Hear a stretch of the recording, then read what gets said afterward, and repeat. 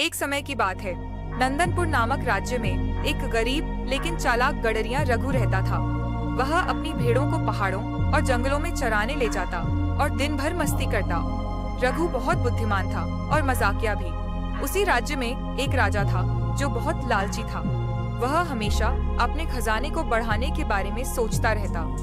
राजा चाहता था कि उसके पास दुनिया का सबसे बड़ा खजाना हो। एक रात राजा ने सपना देखा कि उसके राज्य के पास एक पहाड़ी के नीचे खजाना दबा हुआ है। सुबह होते ही उसने अपने सैनिकों को बुलाया और कहा, मैंने सपना देखा है कि हमारे राज्य के पास एक पहाड़ी के नीचे सोने का खजाना छिपा है। जाओ और उसे ढूंढो।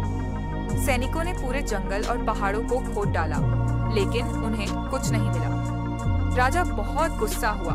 तभी एक मंत्री ने कहा, महाराज, हमारे राज्य में एक गडरिया रहता है जो बहुत चालाक है। हो सकता है उसे इस खजाने के बारे में कुछ पता हो। राजा ने तुरंत रघु को दरबार में बुलाया। रघु राजा के सामने पहुंचा और बोला, महाराज, आपने मुझे क्यों बुलाया? राजा ने कहा, क्या तुम जानते हो कि पहाड़ी के नीचे खजाना दबा हुआ है?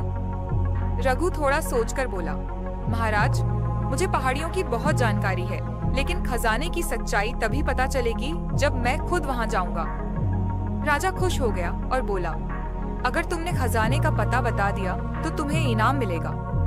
रघु ने चालाकी से कहा, मुझे 7 दिन का समय चाहिए महाराज। राजा मान गया। रघु ने सोचा, अगर मैं राजा को सबक नहीं सिखाऊंगा तो यह गरीबों की जमीन खोदकर सब बर्बाद कर देगा। रघु ने 7 दिनों तक जंगल में जाकर घूमने का नाटक किया।